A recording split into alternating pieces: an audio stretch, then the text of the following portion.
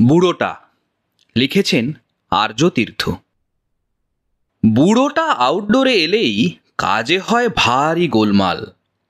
আগে করে দিতে হবে, বাড়িতে নাকি জরুরি কাজ আছে তার। ফাটো ফাটো ওপিডির উপচানো ভিড়ে চারিদিক সামাল সামাল। তার মাঝে ঘ্যান ঘ্যানে স্বরে যখনই আসবে সেই এক আবদার। এমনও নয় ভুগছে জটিল কিছুতে, ওই প্রেশার আর সুগার, তাও নিয়ন্ত্রিত। সস্তায় চেক আপের জন্যই আসে, ওষুধপাতিও মিলে যায় বেশ ফ্রিতে। এমন বেয়ারা অনুরোধে আর কেউ হলে গুছিয়ে ঝেড়ে দিত, বয়ে গেছে প্রতিবার অকারণে অচেনাকে আগে করে দিতে। তার উপর ঘ্যান ঘ্যান, তার নাকি ফিরে গিয়ে দুপুরে কাজ আছে। রোজ সেই এক কথা। ধুত্তেরি, এবারই শেষ, বিরক্ত মুখে ডেকে নি। বুড়ো জড়সড় হয়ে এসে বসে, বিনা প্রশ্নে হাত টেনে নি কাছে। প্রেশার মাফার ফাঁকে সুগারটা আর চোখে দেখে খসখস ওষুধ লিখে দিই। কি এত রাজকাজ থাকে দুপুরে আপনার?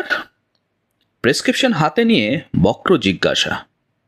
কিঞ্চিত চুপ বুড়ো, তারপর ধীরে ধীরে বলে, আমার বুড়িকে খাওয়াতে হয় স্যার। খাওয়াতে হয়? মরো মরো নাকি? প্যারালিসিস? ক্যান্সার? বুড়োর দু চোখে কুয়াশা। সব কিছু ঠিক আছে স্যার, অন্তত বাইরে থেকে। স্মৃতি শুধু চলে গেছে তার। আচ্ছা, অ্যালজাইমার। দুরারোগ্য। তা আর কেউ নেই যে দেখতে পারে ওনাকে? আছে স্যার, লক্ষ্মীমন্ত দুই বৌমা আছে, মেয়েও কাছাকাছি, সবাই ভালোবাসে, লোকের অভাব নেই।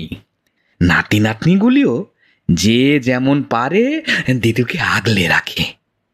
তাহলে উনি তো ভুলেই গেছেন আপনাকে। দুপুরে না গেলে কি এমন যায় আসে? বুড়ো কিঞ্চিত চুপ থাকে, তারপর শটান তাকায় এক অদ্ভুত ঝিকিমিকি চোখে।